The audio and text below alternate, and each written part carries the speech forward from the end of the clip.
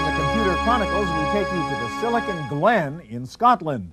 We'll go to Dundee, home of DMA, the guys who made Lemmings.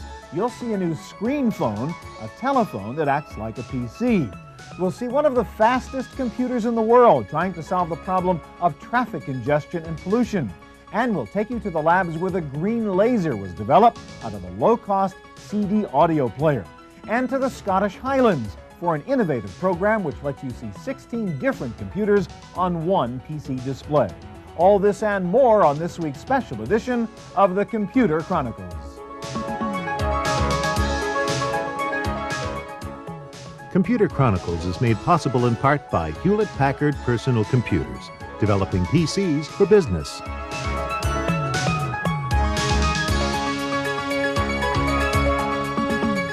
Additional funding provided by the Software Publishers Association, presenters of the Codies, the annual Excellence in Software Awards.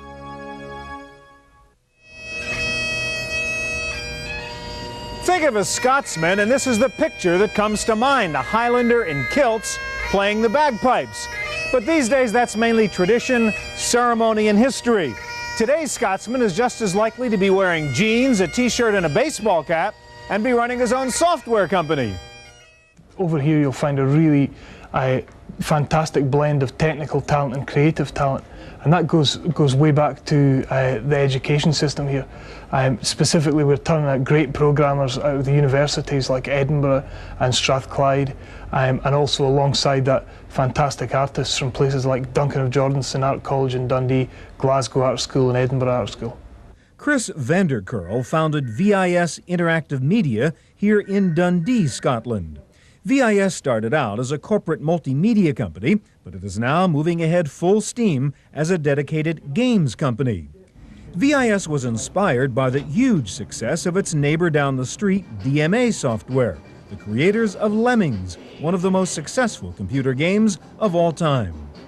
Well, essentially, I mean, that really gave us part of our impetus to know that we could do it. I mean, they pulled in a fantastic deal with BMG Interactive this year, and also with Nintendo last year. Obviously, they've got a great track record, but it proves that you can do it with Scotland. Sorry, you can do it from Scotland, you know, with the right blend of talents. VIS is currently working on several new games, pushing the limits of interactive cinema and high-end gameplay. One of their strategies is to build artificial intelligence into game characters.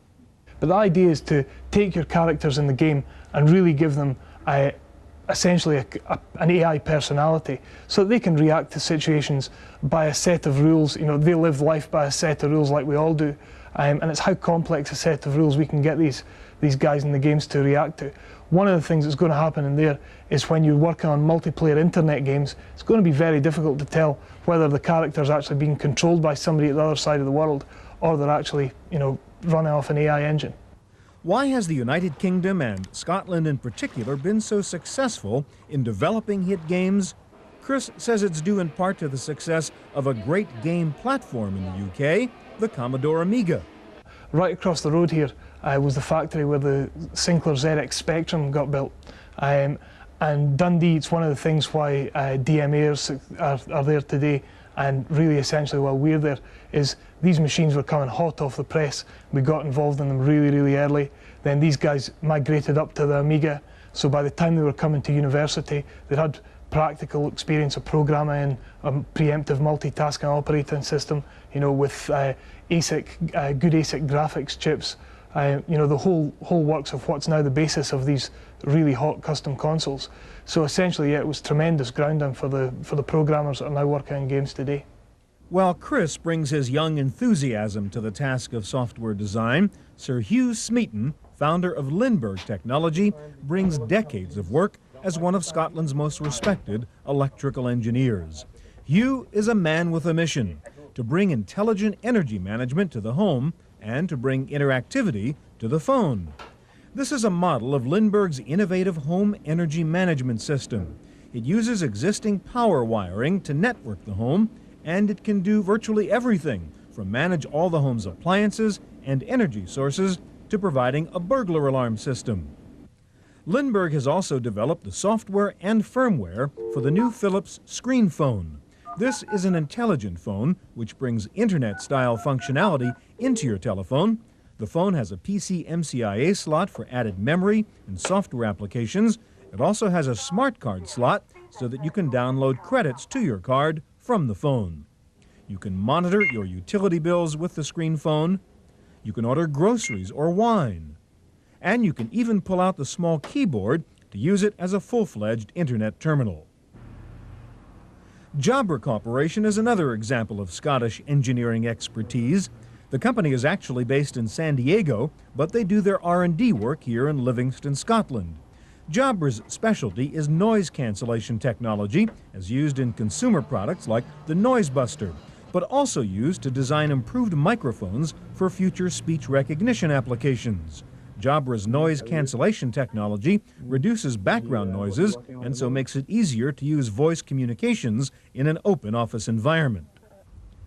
Jobber is located in the Livingston Software Center, a government-sponsored technology park where startups can find some much-needed nurturing during their early, difficult period.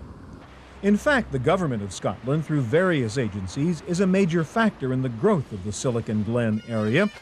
The government is working hard to shed the old image of kilts, sheep, and bagpipes in favor of the new Scottish image of high technology. And Scotland is not alone in this effort. Again, in terms of a new inward investment, the United Kingdom benefits us all. And there are cases where we have competed unsuccessfully and lost a big company, let's say to the north of England. Well, our answer to that is good luck to the north of England. But once that company is there, we'll be in trying to get business from it and supply it from Scotland. Scotland and Ireland are fierce competitors for American technology investment dollars. They each have scored major victories. Apple and Intel have large installations in Ireland, but the Scots say Ireland lures companies with big tax breaks. That is not the Scottish approach. I mean, there's got to be a balancing of what we're prepared to pay for it and what the benefits are. And we're confident enough about the infrastructure and the skills and all the other benefits that Scotland has that we're not seriously concerned about that. One of Scotland's successes has been the investment made here by Hewlett-Packard. But one of the Silicon Glen's most aggressive new local startups is taking aim at HP and their network management business. It's all about processing power, and in competitive situations where we've been tested, our processing power has been proved to be leading edge. It's all about the ability to handle all the data coming at it. We're the number one at that.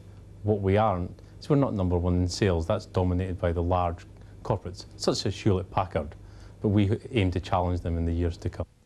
Wilson's company, Solcom, makes a network management system called Land Rover.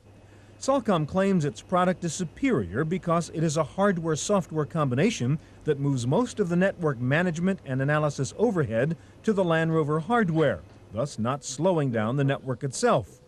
Land Rover also monitors routine network activity in a proactive way and alerts the network manager to possible problems before they occur.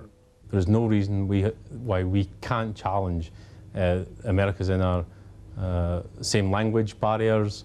There's no language problems. We have a huge market here that we can tackle. There's absolutely no reason why a European company can't take on the Americans in the global networking market. Solcom is a tiny company compared to large corporate competitors like HP and Cisco, but they feel this gives them an advantage. We're light on our feet. This market is all about being able to be light on your feet, seeing a niche, going for it. For a corporate to respond to the continual changing, it's impossible. Their mechanisms aren't there. Small companies and companies that are only light on their feet in terms of development are the only way that it can be done, and that's what we bring that the corporates can't. Object Software Technology is another Scottish software startup. OST was able to develop an innovative object-oriented programming debugger that offers developers the first real-time object debugging tool. OST thinks it was able to succeed because it wasn't part of the existing software establishment. We, in some ways, started from a fresh start. We were immersed in objects from an early stage, and we'd always thought about objects and how they communicated, how they related to one another, whereas I think a lot of the tool companies that are about just now have got a legacy of procedural debugging tools, procedural debugging technology. And you know, it's hard to take that and shift it and move it to a completely different perspective, a completely different way of viewing systems. And so I think our fresh start was a big advantage. OST's product is called Look, and it graphically displays what a C++ program is actually doing in runtime. This is a great tool for debugging and for understanding code that comes from other members of a software development team. Look graphically displays to developers what their programs are doing at runtime. You know, most development tools that are available don't take advantage of the structure that's inherent in C++ and object programs. Look takes advantage of that structure to display at runtime the objects in their application, how the objects communicate, how the objects are related to one another, and all that information is key for trying to understand the structure of the application, for trying to find bugs, for trying to understand other team members' code. And so it's those graphical views, those higher level views of the application that Look presents to developers. OST was facing some major global competitors in the programming tools market and some biases against a local Scottish company, but they overcame that. Even selling into Europe, most European customers tend to expect software tools to come from the States, and so in some ways there's there are two problems. But in our area, the key thing is having a tool that works and is productive and helps developers. And if you have a product that really helps the software development process, developers tend to not worry too much about where it came from.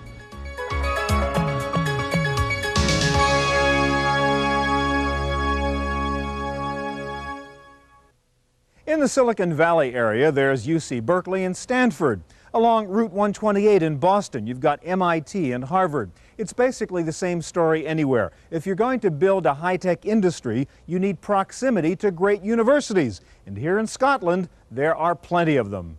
We're looking for a place where there is a plethora of, if you like, brainware. And it happens to be that in Scotland, the university does, in fact, produce people with a very high caliber, people that are very suitable for a dynamic industry like software industry. Adobe has its European headquarters in Scotland. Adobe is the fourth largest software company in the world, after Microsoft, Lotus, and Novell. It set up shop in Scotland because of its belief that Europe is in some ways a more important software market for Adobe than the United States. Europe is important not just to Adobe. It should be important to every US software company because Europe indeed is the largest software trading bloc at the moment. The reason for that is Europe has about 370 million people. That's Western Europe alone. If you add to that the emerging Eastern European market, which is another 400 million people, the GDP of Europe is 10% more than, that's Western Europe, however, than the US. It becomes a very attractive market.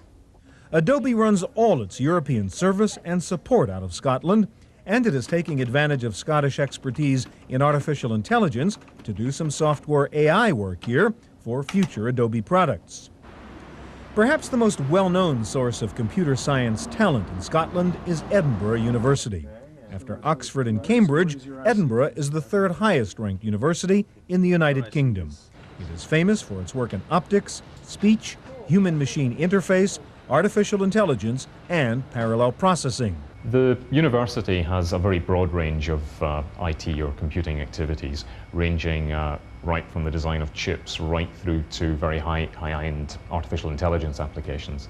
And there are about 12 or 15 units within the university, all of which have world-class reputations in their particular subfields.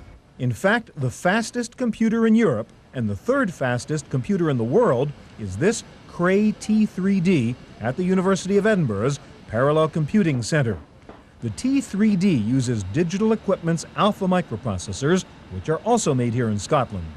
The Cray supercomputer has 16,384 processors, a maximum theoretical speed of 50 gigaflops, and 212 gigabytes of memory. Its mass storage is in the terabytes, and it uses this robotic storage device from IBM. The computer uses a 200 kilowatt power supply running at 400 hertz, and it has to be liquid-cooled. With over 16,000 microprocessors, the software challenge is to figure out how to get all this computing power to communicate and coordinate. In order to put software onto parallel machines, you have to divide the responsibility for different parts of the work across processors. And in doing that, you introduce overheads of synchronization and coordination between the processors. And that skill in converting software from a traditional form into a form suitable for execution on parallel machines is where our core skills lie. In fact, researchers at the University of Edinburgh have developed the standard for passing messages among CPUs in a parallel processing supercomputer. It's called MPI, Message Protocol Interface. This code-sharing standard is now being used at supercomputer centers around the world, including those in California, Los Alamos, Carnegie Mellon, Ohio, and Minnesota. What the computer scientists at Edinburgh University are doing with their supercomputer is also leading edge. They are using their immense processing power to solve a major global problem: traffic congestion and pollution. Traditionally, traffic modeling has been done by modeling cars on roads like water flowing down through a pipe. Now, the problem with that is that you can't adequately describe what happens when traffic jams or congestion build up and break up once the jam has cleared. Now, of course, those are exactly the circumstances you're interested in when you're modeling traffic, because you want to understand how to design your road network to minimize congestion. You want to understand where pollution is going to happen. The university is now marketing its traffic analysis software around the world. The traffic management system was a finalist this year for the Smithsonian Award for Outstanding New Software Technology. The artificial intelligence work at Edinburgh University has been so successful that the department has now spun off a separate company called the Artificial Intelligence Applications Institute. AI markets its expertise and products to such companies as IBM and Unilever. The institute is working in three main areas: planning and scheduling, decision support, and knowledge engineering.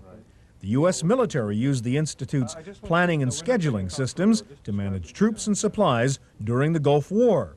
The university is one of the few non-domestic vendors doing business with the Pentagon. Another area of expertise for the Artificial Intelligence Institute is something called constraint programming, determining how to solve problems within the real-world constraints of production capacity, union rules, etc. This is an example of a program being developed for a mining company which has to deliver chemicals to road repair sites. A mundane-sounding problem, but with extraordinary complexities for efficient planning and scheduling. The other leading computer research center in Scotland sits just a stone's throw away from one of Scotland's most famous landmarks, the St Andrews Golf Course, home of the British Open. This is St Andrews University, a world leader in optoelectronics and laser engineering.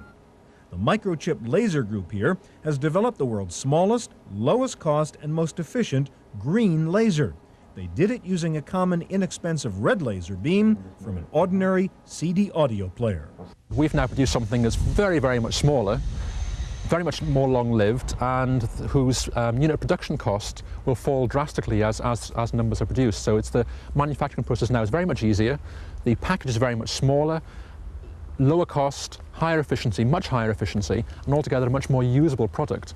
The scientists here turned a low-class red laser into a scientifically useful green laser by developing this minute crystal and lens combination that produces an intense, small wavelength laser beam. The shorter wavelength green laser is used in critical applications such as circuit board inspection, biomedical cell marking, and drug research.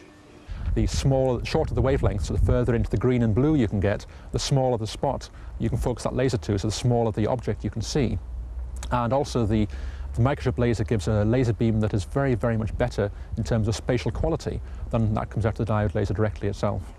The next step for the laser group at St Andrews University is to figure out how to harness the power of their laser technology to develop the world's first optical computer. There are significant advantages to moving signals inside a computer with photons rather than electrons.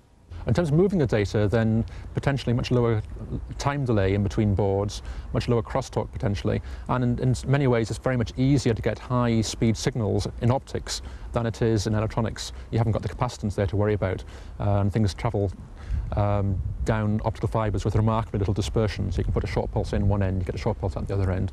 You can put your timing pulses from one centre point all around your computer very rapidly with very little time delay to the different components. As you would expect, St. Andrews University also has a leading mathematics department where they are using computers to improve the way they teach math. This is a program developed here called Math MacTutor. It is innovative in that it doesn't really try to teach anything. Rather, it is a mathematics laboratory in which the students can discover basic principles and rules on their own.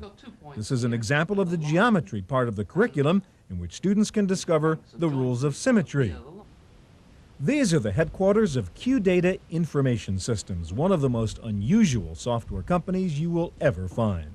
Their office is in a converted stables in a remote village of the Scottish Highlands called Eventon, somewhere north of Loch Ness. Here, in the middle of nowhere, Ian Clark has done something no other software company could figure out how to do. He has created a software program called MARC, an acronym for Multiple Access Remote Control, that lets you view the activity of up to 16 different computers on one computer display. We were very surprised to discover that we were the first in the world to actually create this. I mean, it took us 4 years. We were expecting at any time that one of the big companies that were already into the remote control software would have basically come up with a product that would do something similar. But no, we were the first there and still remain the first. The MARC software allows up to 16 users to work together, seeing the same screen at the same time, or it allows a group leader to see the work of all 16 participants on one master screen. The software is interconnection independent, meaning some members of the group can be on ordinary modems, others on ISDN, and others connected via a Novell network or through the internet. The technology has applications for network management, allowing a network administrator to actually look at what is on the screen of 16 different clients. And there are tremendous educational and training applications too. This is the remote Dingwall police station in the Scottish Highlands. It's headquarters for a police territory that covers 1/6 of the entire landmass of the United Kingdom. Distances within this district are immense. Yet using MARC, a computer trainer can work with students at 16 different locations scattered over hundreds of miles and actually monitor their work by looking at one computer display. Ian Clark lives an idyllic life here in the Scottish Highlands, all the while trying to compete in the gritty world of the global software market. He says he hopes that what he is doing will help change some people's minds about what really goes on in Scotland. I think sometimes they tend to just see it as a place of dramatic landscapes and hills and castles and lochs and the occasional monsters in a loch. But in reality, there are a lot of very innovative businesses that are very successful that are operating here. I think that living here actually provides a different dimension to one's life, and I travel a great deal on business and the company's business, and when I come back here, this is the most peaceful setting, and I think in business it's important to be able to have that period where you can relax and unwind and throw off some of the frustrations of trying to sell a brilliant product into a worldwide global software market. For the Computer Chronicles, I'm Stewart Cheifet in Scotland.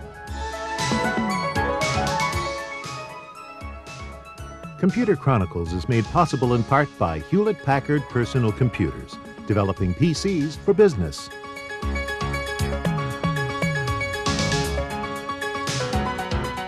Additional funding provided by the Software Publishers Association, presenters of the Codies, the annual Excellence in Software Awards.